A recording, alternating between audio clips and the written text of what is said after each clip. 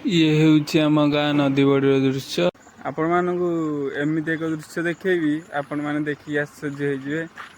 ଦେଖନ୍ତୁ, ଇଏ କୃଷକ ଭାଇମାନଙ୍କ ଚାଷ ଜମି କେମିତି ନଦୀ ପାଣିରେ ବୁଡ଼ି ଯାଇଛି ଆପଣମାନେ ଦେଖନ୍ତୁ। ଆଉ ଯଦି ଏମିତି 2-3 ଦିନ ଧରି ରହିବ ତାହେଲେ ଧାନ ଗୁଡ଼ା ନଷ୍ଟ ହେଇଯିବ ଏଠି। ଆଉ ବହୁତ କିଛି କ୍ଷତି ହେବ ଚାଷୀ ଭାଇମାନଙ୍କର। ଏଠି ଦେଖନ୍ତୁ ରାସ୍ତାରେ ବି କେମିତି ପାଣି ହେଇଛି। ଇଏ ବି ବୁଡ଼ିଯିବା 2 ଘଣ୍ଟା ପରେ ଲାଗୁଛି। ଯେଉଁ ନଦୀ ପାଣି ବଢ଼ି ଆସିଛି, ଆଉ ଏଠି ଭାଇ ଜଣେ ଅଛନ୍ତି, ମୁଁ ତାକୁ କିଛି ପଚାରୁଛି। ଯେଉଁ ନଦୀ ପାଣି ବୁଡ଼ି ଆସିଛି ଲୋକମାନଙ୍କର କ'ଣ ଅସୁବିଧା ହେଉଛି, ସେଠି ଭାଇ ପାଖରେ ଅଛନ୍ତି। ଭାଇ, ଯେଉଁ ନଦୀ ପାଣି ବଢ଼ି ଆସିଛି ଲୋକମାନଙ୍କର କ'ଣ ଅସୁବିଧା ହେଉଛି? ଜମି ଥିଲା ସବୁ କିଛି ଥିଲା, ତାପରେ ବର୍ତ୍ତମାନ ପାଣି ଟିକେ ମାଡ଼ି ଆସିଛି।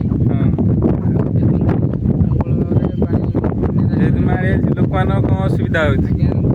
ଧାନ ତଳି ବି ରୁଆ ଚାଲିଥିଲା, ବିହୁଡ଼ା କିଛି ଲୋକ ବି କରିଥିଲେ। ଦେଖନ୍ତୁ ବର୍ତ୍ତମାନ ଅସୁବିଧା ପୁରା ଚାଷୀ ଭାଇମାନେ।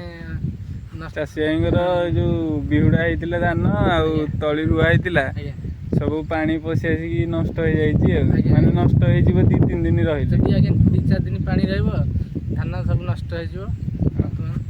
ଆଉ ଦେଖନ୍ତୁ, ପୁଣି ଥରେ ମୁଁ ଦେଖୁଛି ଦୃଶ୍ୟ। ଏରା ସବୁ ବିଲ ଥିଲା ଆଉ ପାଣି ପଶି ଯାଇଛି, ଦେଖନ୍ତୁ।